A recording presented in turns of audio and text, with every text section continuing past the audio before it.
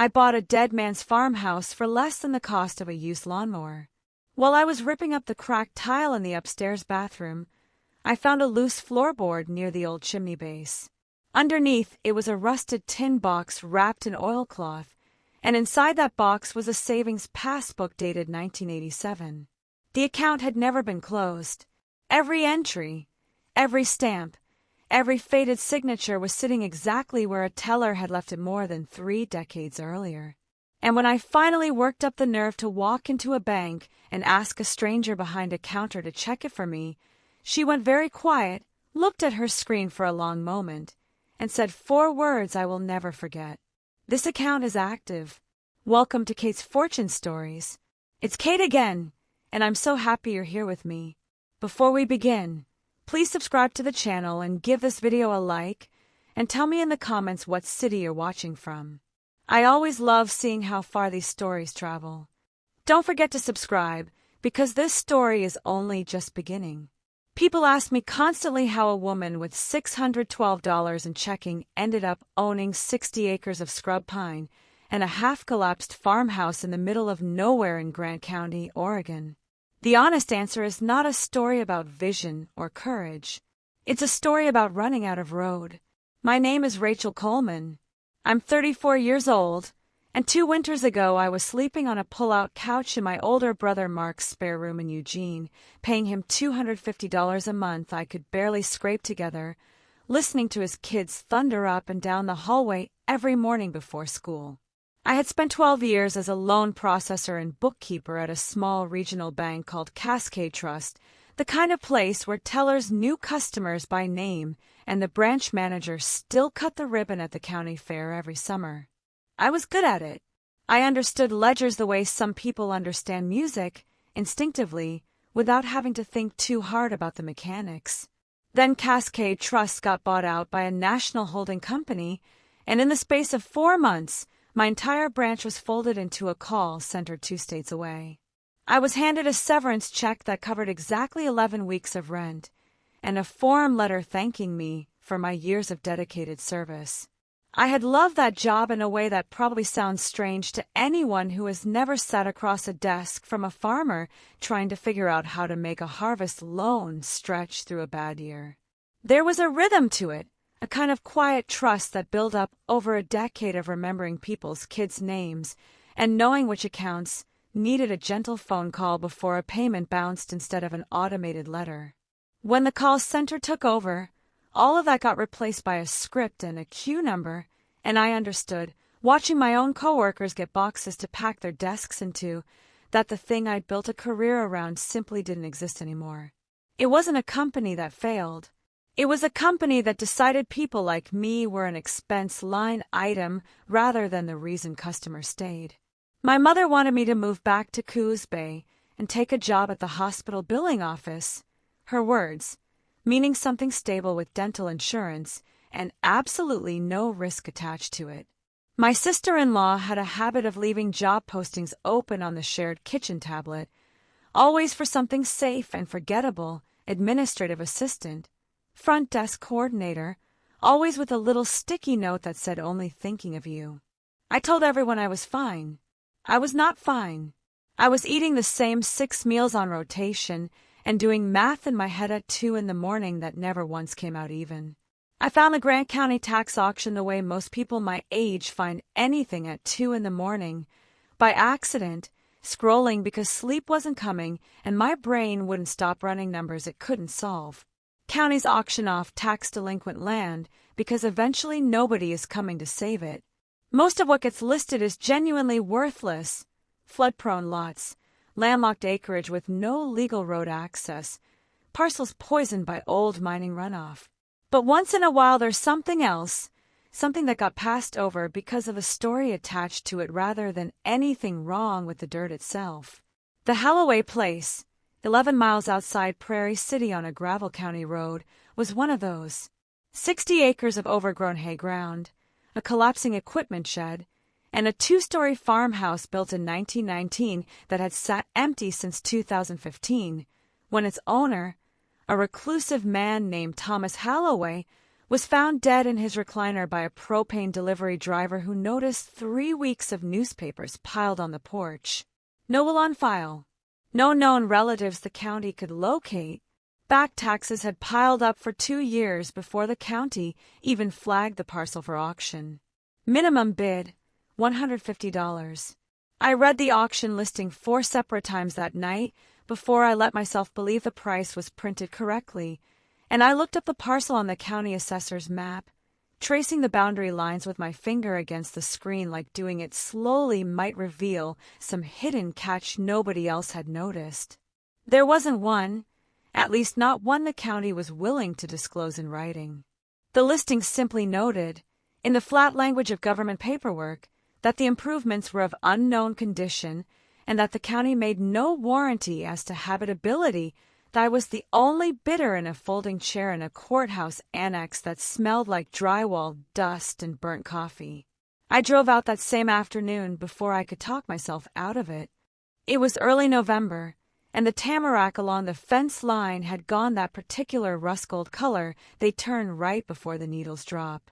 The house looked tired rather than dangerous, the porch roof sagging where a support beam had rotted through. Half the upstairs windows either cracked or boarded with plywood gone gray from weather. Somebody, at some point, had let a burn pile get too close to the foundation, and there was a black scorch mark climbing one corner of the siding like a bruise that never faded. I walked the perimeter anyway with a flashlight, the way I always do when I'm trying to talk myself into something. Underneath the neglect, the bones were good. The foundation was dry native stone with no visible shifting. The floor joists, when I crouched in the crawlspace with cold dirt soaking through my jeans, were solid fir, untouched by rot. Somebody had built this house to last a century, and it had mostly kept its end of the bargain, even after everyone else had forgotten it existed. I remember thinking, kneeling in that crawlspace with my flashlight catching spiderwebs overhead, that the house reminded me a little of myself. Written off by everyone who'd glanced at it recently, but still structurally sound underneath all of it if somebody bothered to look. I'd spent 12 years reading balance sheets and knew the difference between a number that could recover and a number that couldn't. Standing in that dying light, I was fairly sure the Holloway place only needed money, not a miracle. I made the decision the way I make most big decisions, quietly, all at once, with nobody there to argue me out of it.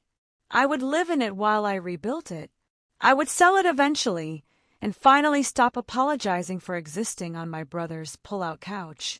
It was a plan with a beginning, a middle, and an end, and for the first time in almost 2 years I could see all 3 parts clearly. I had absolutely no idea, standing in that dead yard, how wrong I was about the ending. The first month was every bit as miserable as I expected. I hauled 3 truckloads of debris out of that house before I could even start thinking about renovation. A refrigerator that had sat closed and unplugged since 2015, which is an experience I would not recommend to anyone. Mouse-chewed furniture, curtains that disintegrated the moment I touched them.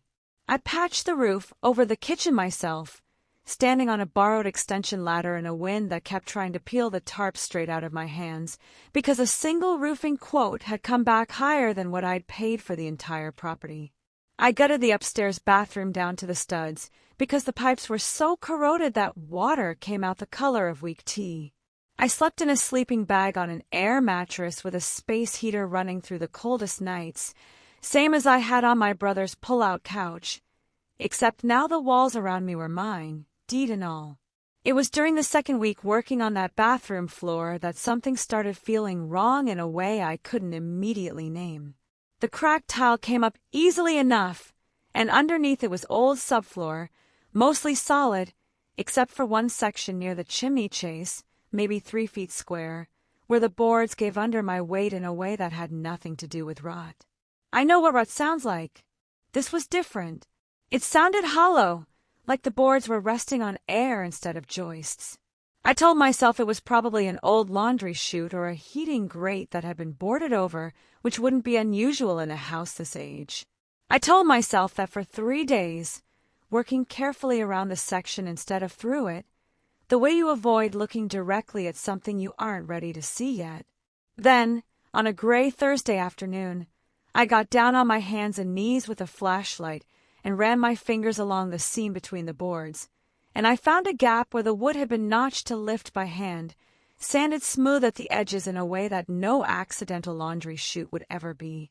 Somebody had built this to be found only by a person already looking hard enough to feel it. I sat back on my heels in that cold, half-gutted bathroom for a long time before I did anything else. Outside, wind was moving through the dead grass in the field behind the house, that specific dry rattle that Eastern Oregon makes in late fall. I thought about Thomas Halloway, a man I knew almost nothing about except that he died alone with no one to claim him, and some old animal part of my brain told me that whatever was under those boards was about to change the entire shape of my life. I genuinely did not want to know. That's the honest version of it. Something in my gut understood, the way a gut understands things before the rest of you catches up, that I would not get to walk back into the ordinary, tired version of my life I'd been living an hour earlier. I believe it completely. I got the pry bar anyway. The board came up stiffer than I expected, decades of paint sealing the seam shut. Underneath, it wasn't a chute or a grate at all. It was a shallow recess built into the joist bay, lined with tar paper gone brittle with age, and sitting inside it, wrapped in a scrap of oilcloth that had mostly held together, was a small rusted tin box, the kind that once held a sewing kit or a set of tools.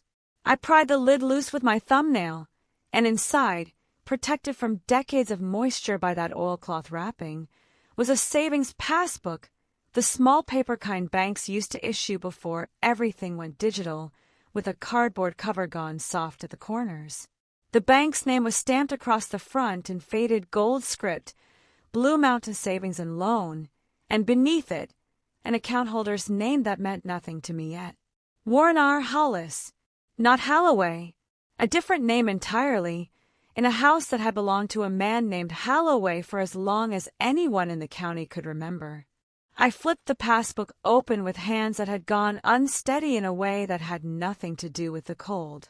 Inside were columns of handwritten entries, deposits mostly, some going back to the early 1970s, a few withdrawals, and then, abruptly, nothing after a date in the spring of 1988. No closing stamp, no final balance, drawn down to zero the way an account gets closed out. Just a last entry, and then blank pages, as if the account had simply stopped being touched rather than stopped existing. Folded into the back cover, gone soft and yellow with age, was a single sheet of notepaper. 3 lines, written in a hand that had pressed hard enough into the paper that I could feel the letters on the reverse side. Don't cash it. Don't ask questions. Just let it sleep. I didn't run. I want to say that plainly, because in the weeks that followed I asked myself constantly why I hadn't, and the answer I kept landing on was always the same. Running requires knowing what you're running from, and kneeling on that cold subfloor with a passbook in one hand and a warning in the other, I didn't know anything yet. I knew a stranger's name in a dead man's house, and a note that sounded less like a threat and more like a plea. I didn't sleep that night. I set the board back into place, dragged a folded tarp over the spot, and sat up until dawn with coffee going cold in front of me, watching the window turn from black to the flat gray of a high desert morning, trying to figure out what a person is supposed to do with a discovery like that. What I knew about Warren Hollis by sunrise the next day amounted to almost nothing, and that gap suddenly felt urgent in a way it hadn't the day before. What I knew about Thomas Halloway wasn't much better. He'd farmed and run cattle on this land for at least 4 decades, according to the county paperwork. No wife on record, no children anyone had ever tracked down, no next of kin who'd step forward when he died to claim so much as a photograph. I drove into John Day that morning, the county seat, and went straight to the public library instead of the courthouse because I wasn't ready to make anything official until I understood what I was standing in the middle of. The librarian, a patient older man named Gerald Voss, no relation to anyone in this story as far as I ever learned, pulled the microfilm archive of the Blue Mountain Eagle for me, without asking a single question about why a stranger wanted 3 decades of a small county's back issues, and I was grateful for that more than I let on. It took most of the day, but I found pieces of it. Warren Hollis showed up twice in local coverage from the 1980s. Once in 1983, in a short item about the formation of a timber and mineral claims partnership called Blue Ridge Extraction, co-registered by Hollis and a silent investor whose name wasn't printed, and once again in 1988, in a brief and carefully worded article reporting that Hollis, described as a local mining and timber broker, had gone missing after several investors in the Blue Ridge Partnership accused him of misappropriating funds. The article noted that an investigation was opened and that Hollis was never located. No further coverage followed. It was as if the county had simply agreed, collectively and without discussion, to stop mentioning him. Gerald pulled a few more reels for me before the library closed, county plat records and old business filings, and between the two of us we managed to piece together that Blue Ridge Extraction had listed a small mica claim up near Dixie Creek as its only registered asset, a claim that, according to a filing dated 1985, had never actually been surveyed or worked. Investors had been told their money was funding equipment and permits. On paper, at least, almost none of it ever went anywhere near an actual mine. I wrote his name down along with the words Blue Ridge Extraction, and I drove home in the dark with a knot in my stomach that never fully loosened. The house looked different pulling up that night, not menacing exactly, but expectant, the way a person looks when they're holding something back, and you can tell just from their posture. I sat in the truck in the driveway for a good 10 minutes before I made myself go inside, and I remember thinking, with total clarity, that whatever this turned out to be, there was no version of my old life left to return to. That door had already closed quietly somewhere behind me, and I hadn't noticed exactly when. I needed a lawyer, and I needed one with absolutely no ties to Prairie City or to anyone who might recognize the name Hollis or Blue Ridge Extraction, because I had no idea yet who I could trust in a county this small, and I wasn't willing to guess wrong. The attorney I found was named Renata Ochoa, out of a firm in Bend that specialized in estate disputes and, according to her website, unclaimed and disputed financial property, which was close enough to my exact situation that it felt like fate. I called her from the truck in the library parking lot, because some paranoid corner of my brain had started to feel like the farmhouse walls themselves might be listening. I told her everything, the loose floorboard, the tin box, the passbook, the note.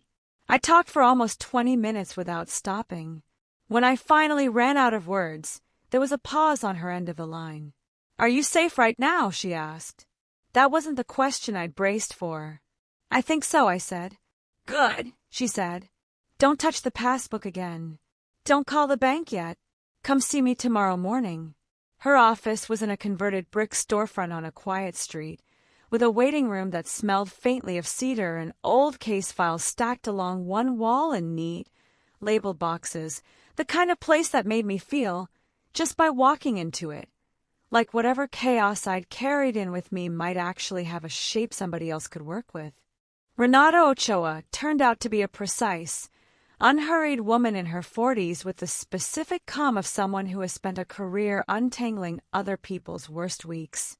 She listened to the entire story again in her office, taking notes the whole time, and when I finished, she set her pen down and looked at me with the expression of someone doing rapid triage in her head. "Here's what you need to understand," she said. "A passbook account that old is genuinely strange. Most institutions that age either closed or escheat to the state decades ago under unclaimed property law. If this account is still technically active, something kept it from being processed that way, and that something matters enormously to who ends up with a legal claim to whatever it's worth today." She told me that if the money underneath it turned out to be tied to fraud, the state could claim it, victims of that fraud could claim it, and any surviving family of either Hollis or Holloway could try to claim it too. If it was simply forgotten, legitimately earned, and never touched, it stood a much better chance of staying exactly where the law found it. The difference mattered enormously, and right now we didn't know which one we were dealing with. She advised me to file a report with the county sheriff's office that same day, not because the law strictly required it, but because an official, time-stamped record of the discovery was the single strongest form of protection I had. If anyone ever claims you found this and sat on it, she said, you want proof you went straight to the authorities the moment you had a plan. She also told me, gently but plainly, to expect this to take months rather than weeks, and that the best thing I could do in the meantime was keep working on the house instead of putting my whole life on hold waiting for a phone call. I filed the report that afternoon at a low-brick sheriff's substation in Prairie City, where a young deputy took my statement with the visible confusion of a man who had no framework for what I was describing before excusing himself to make a phone call. Within the hour I was sitting across from Sheriff Dale Whitcomb, a broad, patient man in his 60s, who took the whole thing seriously in a way that made me realize how badly I'd needed somebody in a position of authority to simply believe me without hesitation. He listened without interrupting once, occasionally glancing at his deputy with an expression I couldn't quite read, somewhere between disbelief and the particular weariness of a man who had genuinely thought he'd already heard every strange story this county had to offer. He sent a deputy out to the farmhouse with me that same afternoon, photographed the recess under the floor, bagged the passbook and the note as evidence, and then, standing in that half-gutted bathroom with his hands on his hips, said something that dropped straight through me. You know what's strange, he said. We got a call about this address back in 1989. Anonymous tip about some kind of hidden money on the property. Deputy went out, walked the place, found nothing, closed it out. Somebody had called it a tip a year after Hollis disappeared, which meant somebody besides Hollis had known money might be hidden somewhere on this land, had wanted it found, and that attempt had failed 35 years before mine succeeded. Renata's next call, 2 days later, carried news of her own. She had a contact at the state banking division and had confirmed that Blue Mountain Savings and Loan had been absorbed into a larger regional bank, First Cascade Federal, in 1994. Most dormant accounts from that era should have been as cheat to the state's unclaimed property division within a decade of going inactive. This one never was, because a court order from 1989, tied directly to the fraud investigation into Warren Hollis, had frozen the account pending resolution of a case that, as far as anyone at the bank could tell, had simply never been formally closed out. It had sat frozen and forgotten in a compliance file for 35 years, quietly accruing interest at a rate the bank no longer even offered, because nobody had ever filed the paperwork to unfreeze it, escheat it, or close it. Renata, said the clerk who finally located the file, told her, almost apologetically, that in 30 years of working unclaimed accounts she had never once seen one survive that long without being swept into the state's general fund, and that the only reason this one hadn't was the standing court order nobody had ever bothered to lift. My stomach dropped when Renata read me the balance a records clerk had finally located and calculated forward. $2,600,000, give or take, sitting in an account frozen the year a man vanished with other people's investment money.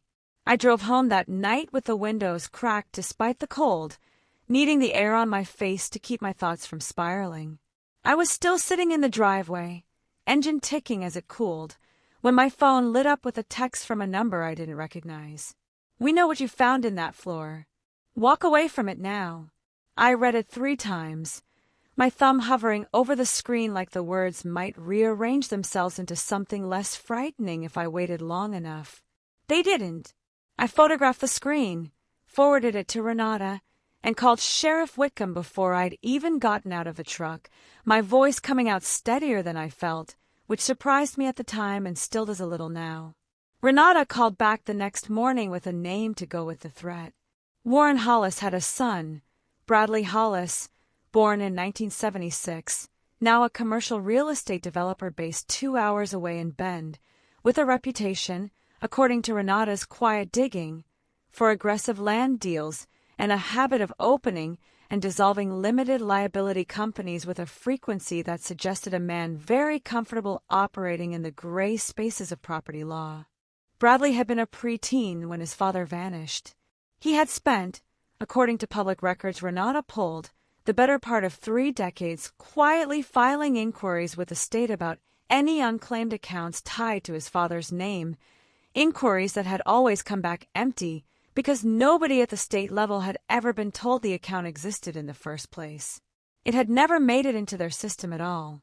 Whatever he thought he knew, he had clearly never expected somebody else to find it first, buried under the floor of a dead stranger's house. I stayed away from the farmhouse for most of a week on Renata's advice, holed up at a motel off Highway 26, doing nothing braver than eating gas station sandwiches and flinching every time a car door slammed in the parking lot. I wasn't being reckless. I was scared, and I was trying very hard to be careful about it anyway. Bradley Hollis called me directly 4 days later, an unknown number, the same careful, unhurried voice you'd expect from a man who negotiates land deals for a living. "Miss Coleman," he said, "I think it's time we talked." I said nothing. "That money belongs to my family," he continued. "My father earned it. Whatever legal technicality, put it under that floor doesn't change where it came from. I'm not asking for anything unreasonable. I'm asking you to be smart about this. Talk to my attorney," I said and hung up. I'd been recording every call since the threatening text on Renata's instruction, and I forwarded the audio to her within the minute. Her read on the call was immediate. "He has no legal instrument he can bring into a courtroom without exposing exactly where that money actually came from," she told me that night. "Which means he's going to try other channels. Stay sharp." It didn't take long to find out what other channels meant.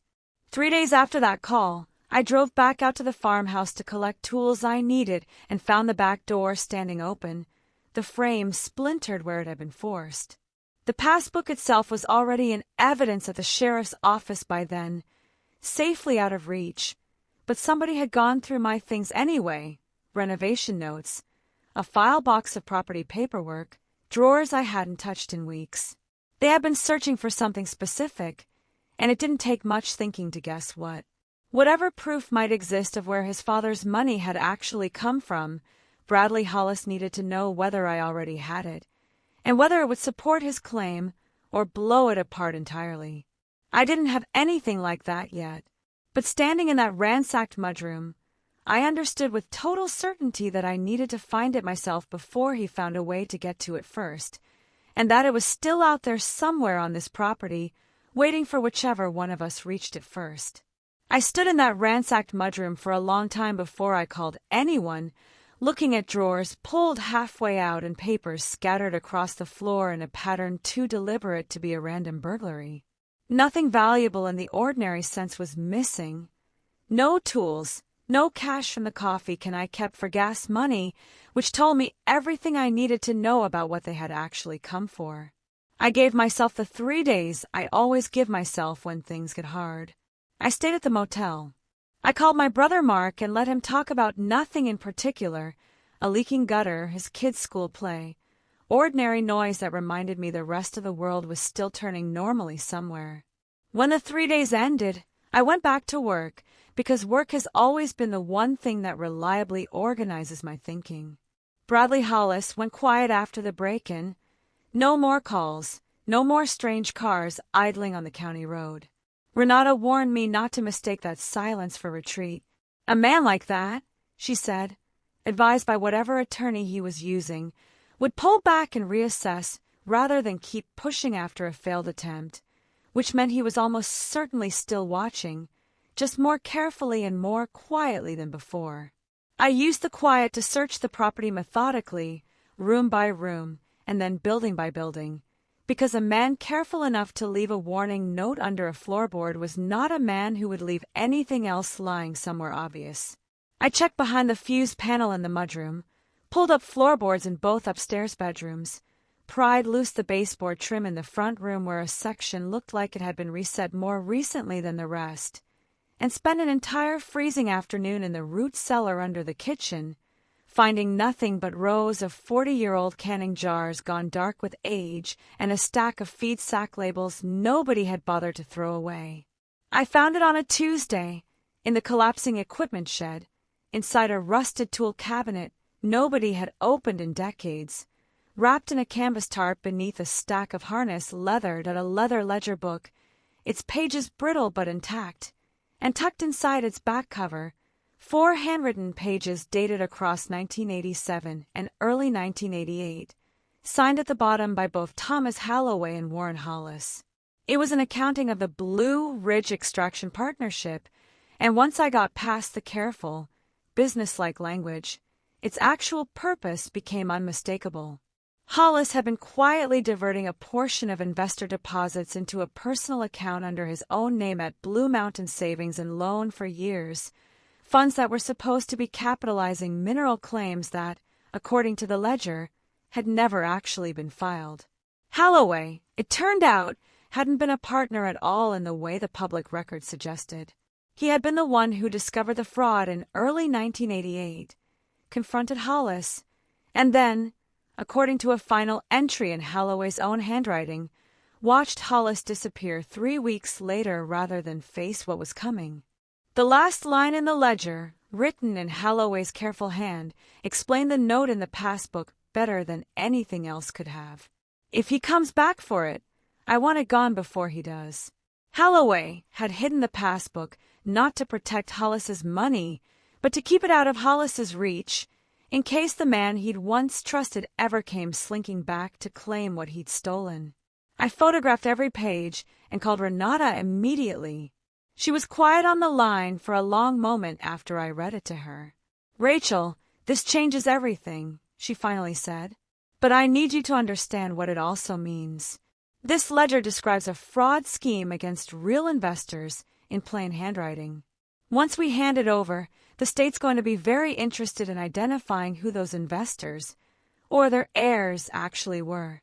And how they handle that is going to shape your claim just as much as it shapes Bradley Hollis's exposure."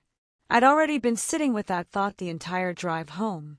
"There's a path here," Renata said carefully, "where you cooperate fully with whatever this opens up, and in exchange, your claim as the good faith purchaser of the property gets treated far more sympathetically by the court. It isn't a guarantee, but it's real, and it's the strongest position available to you." 2 days later, I sat across a conference table from a deputy state attorney named Priya Anand, a sharp, unhurried woman who asked better questions in 30 minutes than I had been asked by anyone else in the entire ordeal. I handed over the ledger, photographs from the shed, the recording of Bradley's call, and documentation of the break-in. She thanked me, told me she'd be in touch, and walked me out into a gray afternoon that felt, for the first time in weeks, like it might eventually clear. They came to the farmhouse on a Saturday morning. I'd moved back in 10 days earlier, once Renata confirmed the account was formally under court supervision, and there was no remaining reason to stay away. Life had, in its stubborn, ordinary way, kept moving forward alongside everything else. I was still sanding the original fir floors, still deciding on paint for the kitchen, still arguing with myself over cabinet hardware, because a person can only hold so much dread in her chest before the small, boring decisions start to feel like the only stable ground left. I was on my knees refinishing the front room floor when I heard tires on the gravel drive, and something in my stomach dropped before I'd even looked up. Through the window, I recognized him immediately from a photograph Renata had shown me.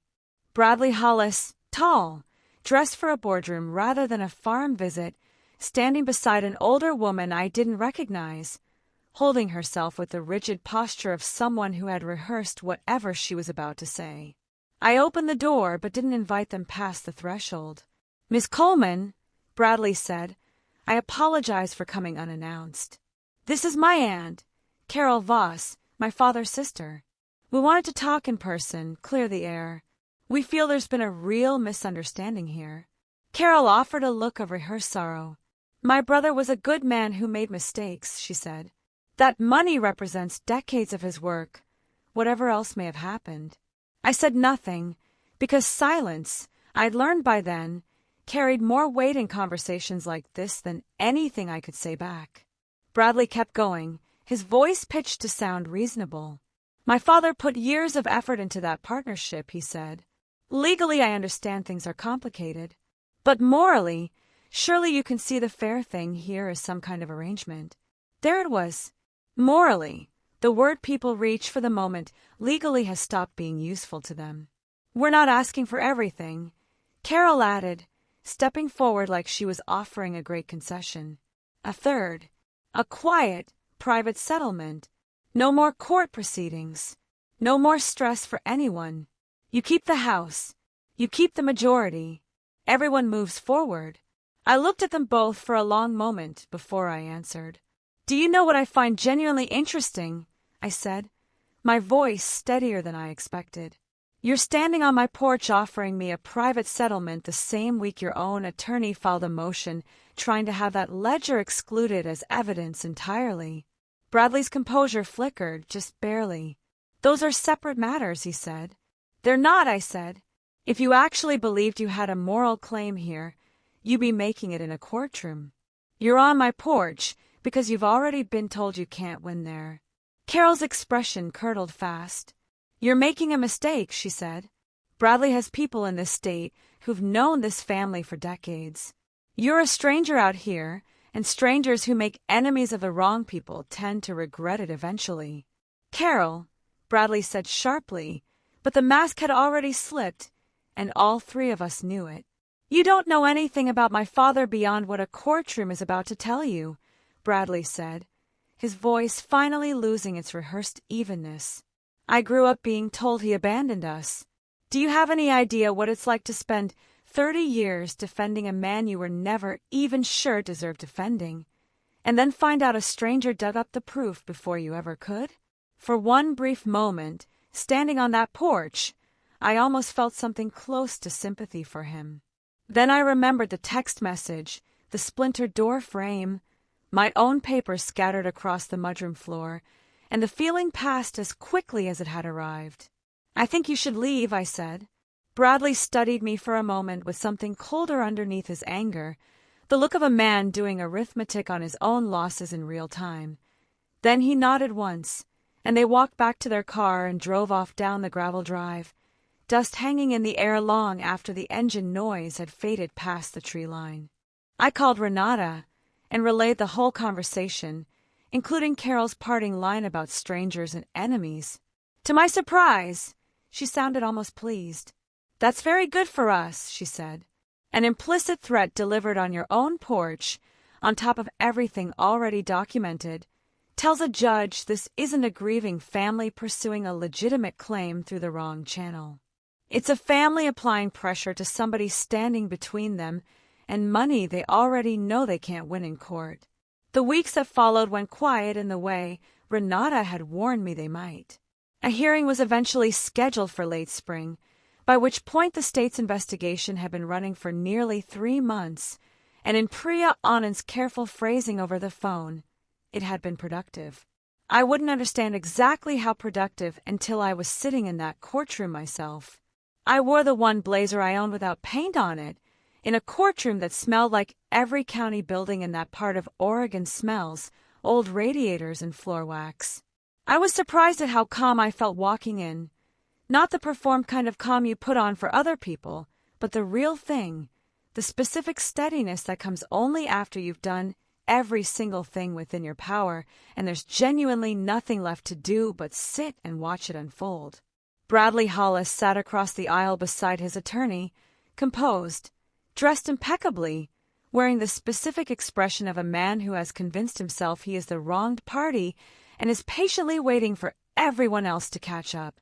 Priya walked the judge methodically through the entire timeline, the auction purchase, the discovery under the floor, the formal report, the threatening text, the break-in, the recovery of the ledger, the porch confrontation with Bradley and Carol. Then she introduced something I hadn't been told to expect. A witness, a retired assayer named Norman Petty, 78 years old, testifying under a limited immunity agreement about his first-hand knowledge decades earlier of the Blue Ridge extraction scheme. Norman described the mechanics in plain, unhurried language, the way a man describes work he did a long time ago and has thought about often since, how investor checks came in, how little of that money ever actually reached a filed mineral claim, and how, in the final months before Hollis disappeared, he had personally warned 2 other investors that something looked wrong with the books. He testified that Thomas Halloway had come to him privately that same spring, asking quiet questions about assay reports that had never been filed, and that Halloway had seemed, in Norman's words, like a man trying to figure out how deep a hole he'd already fallen into without meaning to. Norman also said, almost as an aside near the end of his testimony, that Halloway had once told him he intended to make it right somehow, even if it took the rest of his life. And looking back on everything I now knew about the man, I believe that was exactly what he had spent his remaining decades quietly trying to do. He named 3 other men who had put money into the partnership and never gotten a cent of it back, one of whom had died broke a decade later, his family still believing to that day that the investment had simply failed rather than been stolen outright. The judge asked whether any of those original investors, or their surviving families, had come forward to file a claim once the account's existence became public record through the case filing. Priya confirmed that 2 families had, through the state's unclaimed property division, and that their claims, based on documented losses from the original fraud, were being evaluated separately from mine. Bradley Hollis's attorney tried to argue that decades of silence from those families constituted an implicit waiver of any claim. The judge did not appear to find that argument persuasive. One of those families sent me a letter a few weeks later, through Renata's office, since neither side had my direct address. It was from a woman named Louise Aldrich, whose father had been one of the original Blue Ridge investors, the same man Norman Petty had mentioned, the one who died broke a decade after losing his savings, still believing the mine had simply failed rather than never existed at all. She wrote that she had spent years assuming her father had just made a bad investment, the kind of ordinary bad luck nobody talks about at funerals, and that learning the truth, even decades late and even without getting all of it back, mattered to her more than the money itself. She ended the letter by thanking me for pulling up a floorboard I had every reason to just nail back down and walk away from, which is a sentence I've thought about more times since than I can honestly count. I read that letter twice, sitting at my kitchen table with the paint still tacky on the walls behind me and a mug of coffee going cold at my elbow, and I understood something I hadn't quite let myself feel until then. Whatever this entire ordeal had cost me in sleep and fear and long nights alone at that motel, it had also finally closed a wound for people who never even knew my name. The civil determination came through 6 weeks later. Of the $2,600,000, roughly $900,000 was traced by forensic accountants directly back to the original defrauded investors and their documented losses, adjusted for time, and was awarded to those 2 surviving families through the state fund.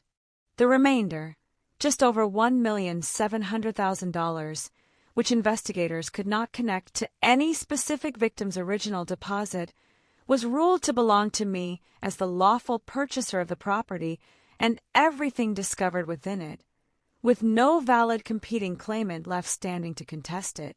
Bradley Hollis's claim was denied outright, the court noting plainly that inheriting a name did not entitle him to proceeds his father had never legally possessed in the first place. He was not charged criminally, since decades had passed and no direct evidence tied him personally to the original 1988 fraud, but the threatening text and the break-in were referred separately to the district attorney's office as harassment and burglary, and he ultimately pleaded to a reduced charge, paying restitution, and losing 2 development permits that depended on a clean record with the county. I had Renata read the ruling out loud to me over the phone twice before it fully registered. I sat in my truck in the courthouse parking lot for a long while afterward, watching the light move through the maples, thinking about that note folded into the back cover of the passbook. Don't cash it. Don't ask questions. Just let it sleep. Thomas Halloway had never wanted the money for himself. He had simply refused to let a thief come back and collect what he'd stolen from people who trusted him, and he'd carried that refusal quietly for the rest of his life, alone in a farmhouse nobody ever thought to visit.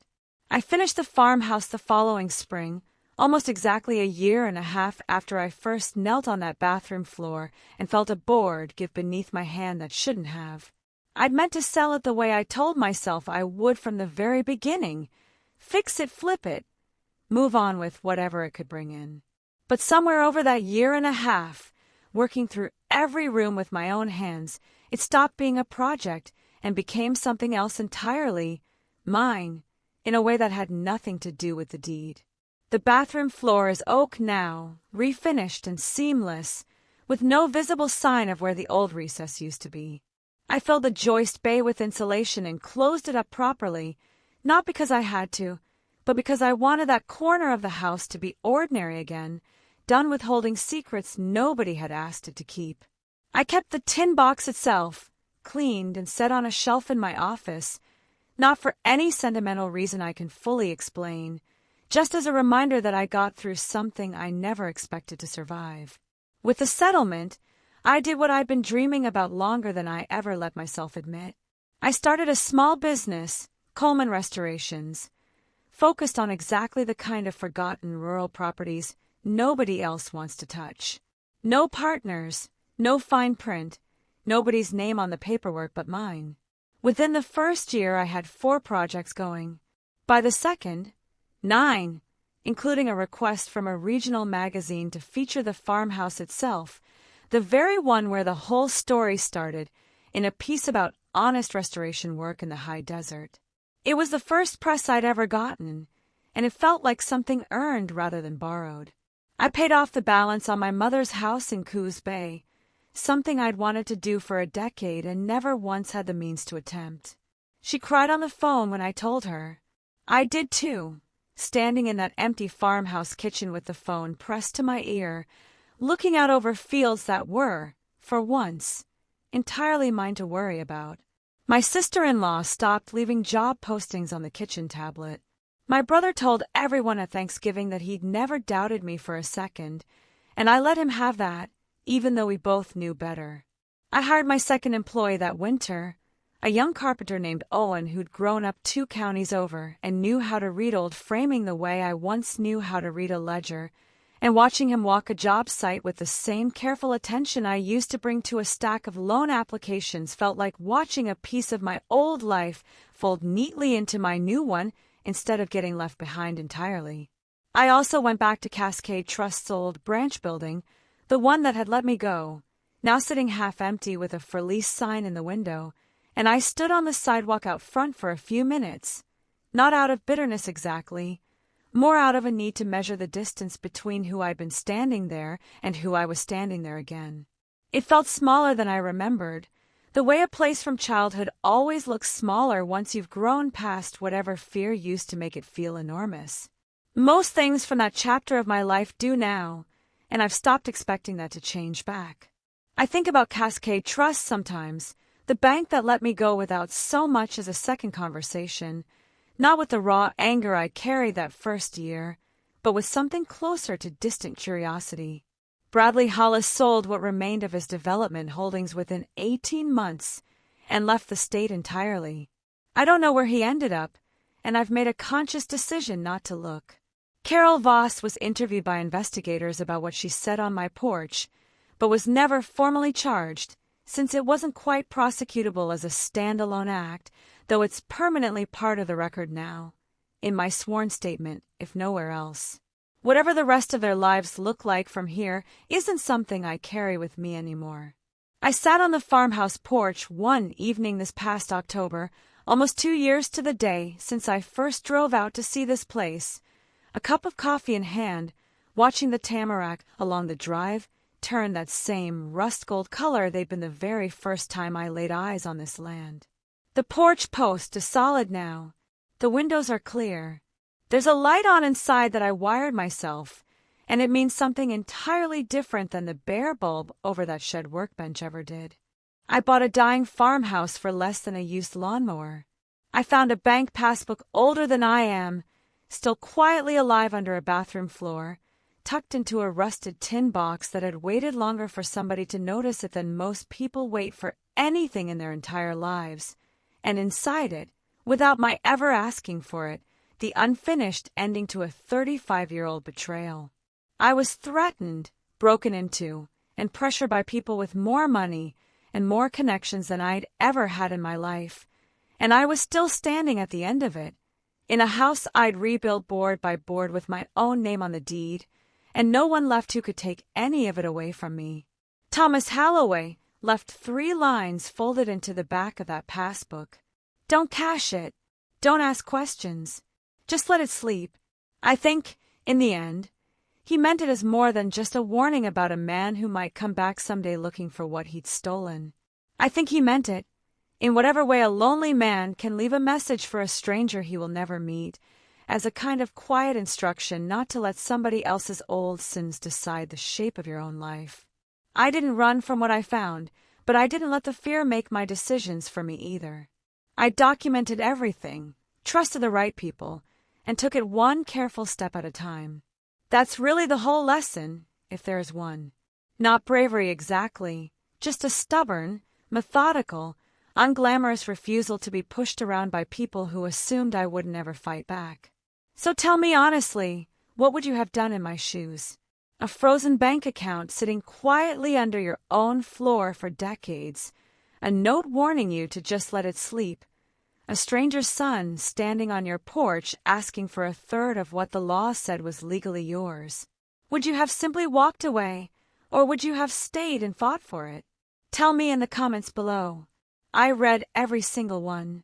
And if this story kept you here until the very end, you know what to do. Subscribe to Kate's Fortune Stories, because there's always another one waiting. Thank you so much for listening.